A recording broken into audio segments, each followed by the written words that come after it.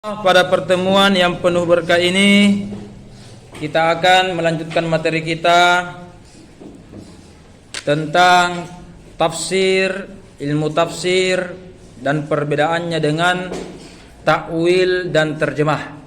Ya, ada 4 item yang harus kita kaji pada pertemuan hari ini, yaitu tafsir, ilmu tafsir, takwil dan terjemah. Sebaiknya sebelum kita bahas, bisa Anda buat dari sekarang dalam bentuk tabel. Ya, tafsir, kolom kedua ilmu tafsir, kolom ketiga takwil, oke, dengan terjemah, ya. Ya, silakan dulu buat tabel. Yang pertama, perbedaan tafsir dengan ilmu tafsir itu sederhana, yaitu tafsir itu berbicara tentang penjelasan Al-Quran, pemahaman makna ayat. Ya, jadi apa tafsirannya ini? Berarti apa penjelasannya ini, ya kan? Apa tafsirannya ayat ini? Berarti bagaimana pemahamannya ayat ini. Itu simpel sekali tafsir itu. Kalau ilmu tafsir, ada kata ilmu. Ilmu itu artinya cara, metode, wawasan atau pengetahuan.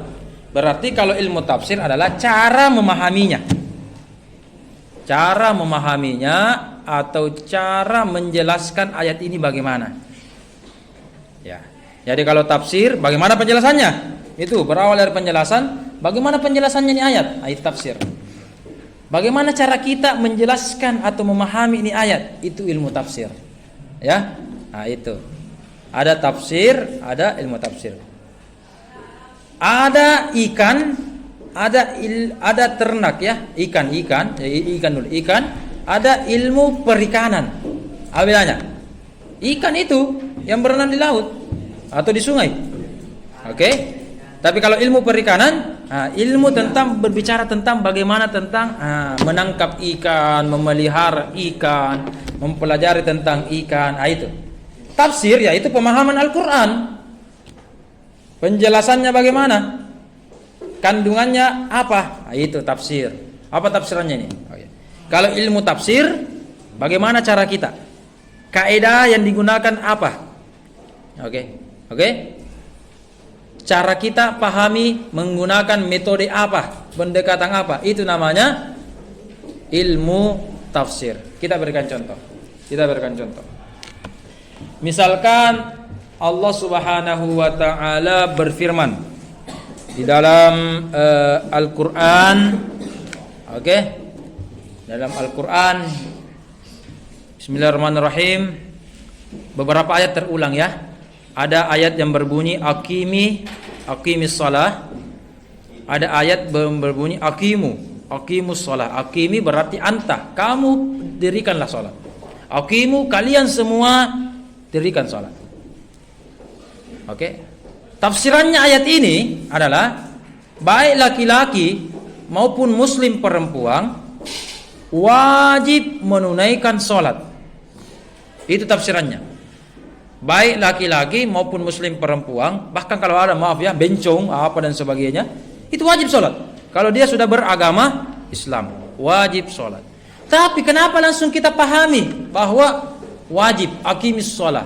Mana kata-kata wajib situ? Kata-kata fardu, nehi, kata orang India, tidak ada. Mana kata-kata laki-laki perempuan? Aqim itu artinya anta, satu laki-laki. Antum apa? Kalian, banyak laki-laki. Berarti anta untuk satu laki-laki, antum untuk banyak laki-laki. Tapi kenapa tadi tafsiran ulama kita mengatakan baik laki-laki maupun perempuan? Ya, bagaimana caranya ulama memahami kenapa ada kata laki-laki, ada perempuan di situ? Padahal di ayat cuma laki-laki. Ada kaidahnya. Ketika di dalam Al-Qur'an, kaidahnya berbunyi begini. Dzikrul muannas yuradu bihi dzikrul muzakkar yuradu bihi muzakkar wal muannas.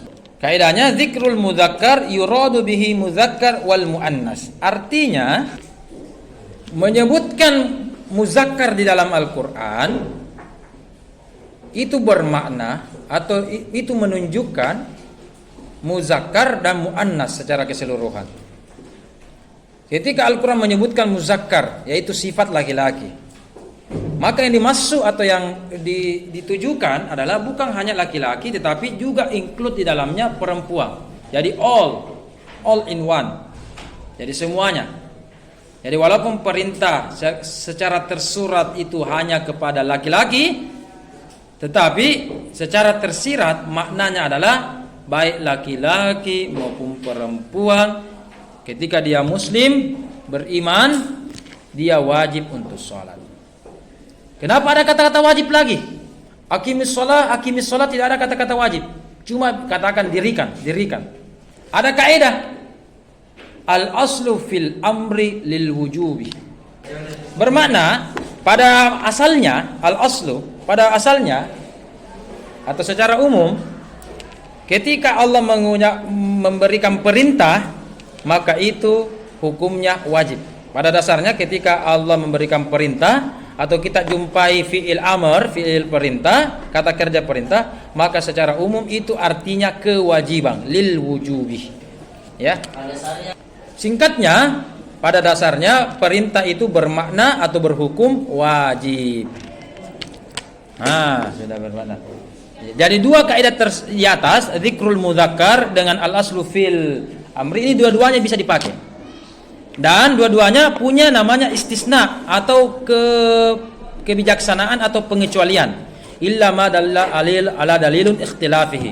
Jadi secara umum ini kaidah pasti ada pengecualiannya. Jadi dikatakan tadi perintah, secara umum perintah itu wajib. Mungkin ada indikator yang lain atau qarina bahasa Arabnya yang menunjukkan itu mungkin sunnah. Oke? Begitu pula kaidah yang pertama secara umum itu mungkin ada yang lain juga tidak berlaku. Namanya kaidah yang bersifat general.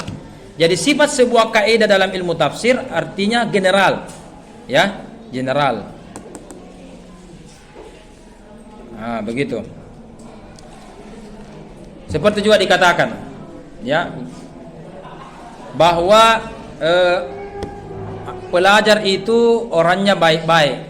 Pelajar itu orangnya baik-baik. Apakah semua baik-baik? Tidak. Mungkin ada yang tidak, tapi secara umum. Ya, secara umum. Atau melihat oknum, kemudian kita generalisir namanya, ya. Oke, kita lanjut. Itu kaidahnya. Maka aqimus shalah, artinya adalah semua laki-laki dan perempuan. Di mana ambil itu dasar? Kaidah yang pertama. Hukumnya wajib. Di mana ambil? Ini. Di mana ambil? Berdasarkan kaidah yang kedua ini. Padahal ayat ini tidak ada. Bahkan kalau Anda bolak-balik 30 juz Al-Qur'an, ya, tidak ada kata-kata wajib.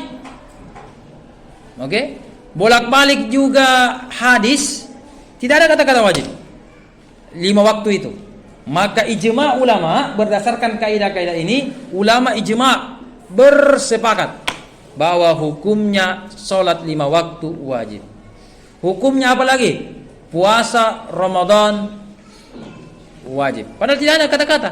Al-Quran hanya mengatakan kutiba. Kutiba artinya ditulis, bukan furida, difardukan, bukan wujiba, diwajibkan. Itu, ya. Jadi tafsir dengan ilmu tafsir itu adalah kesimpulannya dari ayat, pemahamannya itu ayat. Ilmu tafsir adalah cara memahaminya atau metode memahami atau menjelaskan sebuah ayat. Selanjutnya kita percepat tafsir dengan takwil. Yang pertama, kalau menurut Ibnu Jarir At-Tabari mengatakan tafsir dengan takwil itu sama dengan ya, kursi dengan bangku sama dengan ya kan? Tempat tidur dengan sofa, bed atau spring bed sama dengan ya kan? Songkok dengan kopi, ya, sama dengan itu menurut kalau ya itu. Jadi tafsir dengan takwil sama dengan itu hanya dua istilah yang berbeda. Tapi menurut ulama yang lain, misalkan As-Suyuti dan beberapa ulama lainnya mengatakan tidak, beda dong. Ya, kalau tafsir itu melihat tersuratnya ayat, makna tersurat atau makna yang nampak jelas di ayat. Melihat zohirnya ayat. Sementara ta'wil adalah melihat yang tersirat atau melihat batinnya ayat. Imam Al-Ghazali membuat kaidah. Likulli ayah zohir wa batin. Likulli ayatin zohirun wa batinun, artinya setiap ayat itu memiliki sisi zahir dan sisi batin. Ada aspek zahirnya, ada aspek batinnya. Nah, aspek zahirnya itu ketika kita kaji dan jelaskan dan pahami, itu namanya tafsir. Dan ketika sisi batinnya yang dilihat, maka itu namanya ta'wil. Berarti ta'wil berbicara hal-hal yang batin. Makanya ketika Nabi Yusuf berusaha untuk menakwilkan mimpi seseorang, ya kan? Mimpi itu dilihat atau tidak itu mimpi? Saya bermimpi, tidak kan? Ah, ta'wil. Ya, di situ dikatakan surah Yusuf ta'wil. Maka ta'wil itu menjelaskan yang tidak terlihat. Sementara tafsir secara umum adalah menjelaskan yang terlihat. Itu tafsir dengan ta'wil. Jadi memang Al-Quran itu memiliki dua sisi, ya, memiliki dua sisi. Kalau tafsir atau zahirnya itu istilah elektroniknya itu hardware. Kalau ta'wil batin, istilah elektroniknya itu adalah software. Jadi ada hardware yang nampak, ada software. HP casingnya itu, layarnya itu namanya hardware. Perangkat keras namanya. Oke, hardware. Maka zahirnya itu ketika dijelaskan dikaji, berbicara tentang itu, aspek luarnya itu tafsir. Tapi HP misalkan ada aplikasinya yang diinstal, ada Android berapa, ya kan, Snapdragon berapa, maka itu namanya software atau perangkat lunaknya. Itu adalah batinnya. Ayat juga begitu. Ayat juga begitu, ya. Jadi memiliki aspek zahir dan aspek batin. Ikhla'na 'alaika innaka bil wadil muqaddasi, surah Toha. Arti secara takwilnya, arti terjemahan biasanya dulu. Terjemah itu adalah ahli bahasa, ya, terjemah itu ahli bahasa atau memaknai ayat tanpa ada penjelasan. Itu artinya terjemah, memaknai saja ayat atau mengartikan saja ayat tanpa penjelasan. Kita langsung terjemah karena ini terjemah gampang sekali, ya. Ikhla'na 'alaika, surah Toha, ayat ashqa illa tadhkiratan liman tanzilan mimman surah Toha ayat 24. Artinya ikhla, lepaskanlah, na'laika, kedua sendalmu. Oke, karena engkau sekarang Musa telah berada di lembah Tursina yang suci, Oke, itu terjemahannya. Tapi tafsirannya adalah bukan hanya sebelum masuk ke Bukit Tursinai membuka sendal, semua rumah-rumah suci, tempat-tempat ibadah Islam, termasuk masjid musalla, ketika kita mau memasukinya, tidak peduli sendal kita harganya 20 juta, seperti sendal-sendal sepatu-sepatunya artis itu, ya, yang bermerek 20 juta, ya, mengalahkan motor harganya, ya kan? Tidak peduli, kaki, alas kaki, ya kaki, tempatnya di bawah, ya kan? Songkok walaupun murah, tempatnya di atas, gitu kan? Nah, maka buka alas kakimu sebelum ke masjid, masuk ke masjid. Itu tafsirannya. Tapi bagaimana ta'wilnya? Ikhla'na 'alaika, hilangkan dua sifatmu. Ini ta'wilnya nih, batinnya. Sebelum engkau menghadap kepada Allah atau sebelum engkau menyembah Allah, apa dua sifat itu? Yang pertama, sifat hawa nafsu. Yang kedua, sifat-sifat yang disebut dengan sifat hewani yang ada di tubuh kita. Apa itu sifat hewani? Malas, ya kan? Bagaimana dia itu hewan? Malas ki. Apalagi itu hewan biasa, ya termasuk kambing juga terbiasa dipukul kuda dipukul baru mau jalan. Itu sifat hewan ini. Kalau ada orang dipukul baru jalan, begitu, ya kan? Tapi kita manusia, ya kan? Ada sifat hewan ini, makan jadi tahu, makan, minum, tidur, itu kan? Ya itu. Hawa nafsu kita ada, marah, jengkel, sedih. Dua sifat ini kita hilangkan sebelum menghadap kepada Allah. Allahu Akbar. Maka dalam surah Al-A'la Allah berfirman, aflaha man tazakka wa dzakara asma rabbih fasal. Beruntunlah orang yang mensucikan dirinya. Baru dia mengingat Allah, baru sholat. Jadi tidak semestinya orang sedang sholat ya, Allahu Akbar langsung, tidak. Jadi ada harus sudah dilakukan tazakka dengan dzakara, yaitu zikir. Jadi sebelum kita sholat lakukan dulu dua ini, tazakka, menghilangkan gangguan-gangguan. Makanya menurut ulama kita, kalau kita dalam keadaan lapar yang sangat, baru hidangan sudah tersedia, ya. Kalau kita tidak mampu untuk mengimbanginya, kita makruh untuk sholat. Maka ada kaidahnya berdasarkan hadis Nabi, al-asya'u qoblal isya'i. Apa artinya? Asya itu artinya makan malam. Isya itu artinya sholat malam atau sholat isya. Berarti kalau sudah dijamu, makanya rata-rata Nabi itu makan antara maghrib dan isya. Kalau sudah dijamu, sudah lapar, sudah harumannya sudah harum, ya kan?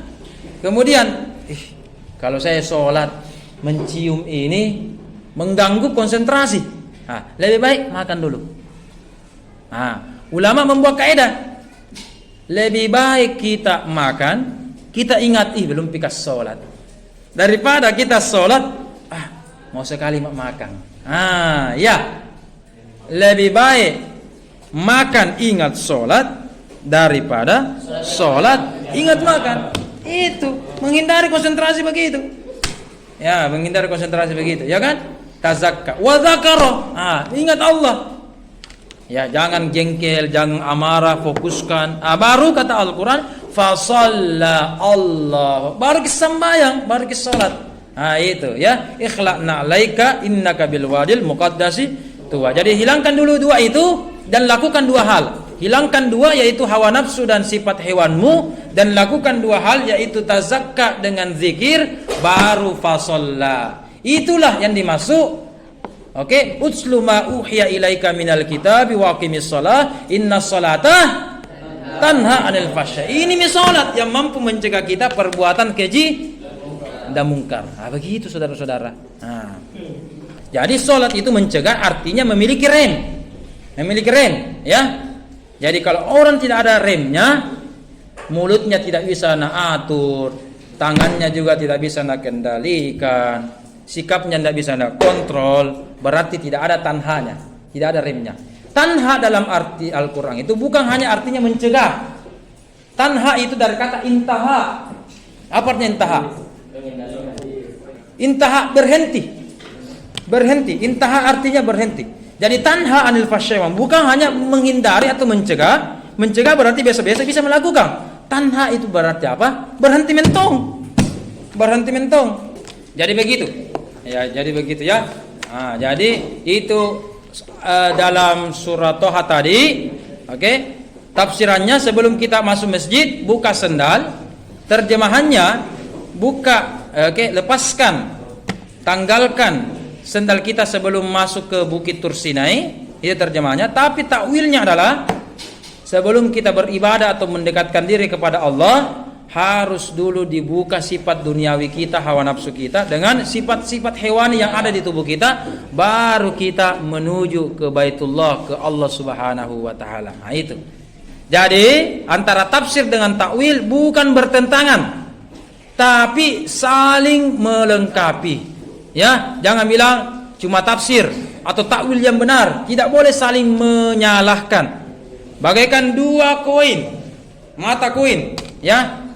Kalau kita mau belanja, ya, mata uang, walaupun Anda punya uang 100.000 10, uang merah 10, bagaimana?